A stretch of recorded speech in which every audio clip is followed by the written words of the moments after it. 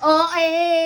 Ay, grabe naman yung dinulot ng pangyayari kagabi sa bahay ni Kuya. Napanood mo ba? Oo, araw-araw. Nagkaroon sila ng hindi pagkakaunawaan. Yung isa naunawaan ko kasi leader siya. Siguro nag-aalala lang siya kasi siya yung naka-in-charge sa pagluluto, sa pag-asikaso sa kanila. Siyempre, pag natalo sila sa taas, wala silang kakainin buong isang linggo. So, yung isa naman umiibig, ayaw lang niyang mapalayo dun sa isa. Naunawaan ko naman, ganun ang puso pag nagmamahal.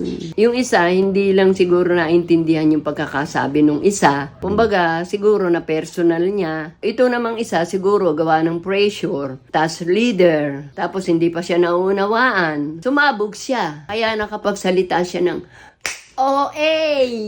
Hindi sana yung isa, nagdamdam, ay unawaan na lang. Kung meron ka na lang mapapayo. Magkaroon kayo ng pagmamahalan, pagkakaunawaan, magkaintindihan kayo, Piang at Jasmine. Okay? Ano? Magkaunawaan, magkaintindihan, mag-usap. Hindi. Anong Piang at Jasmine? Sila yung nagtalo kagabi. Anong sila? Ibang season yung tinutukoy mo. Iba ba? Ang haba na ng usapan natin. Piang at Jasmine yung ano mo. Ay, basta. Si Kilang at si Dustin yung ano. Si Klang at si Dustin. Mali-mali ka, nagpapayo ka. Basta. OA. Lo.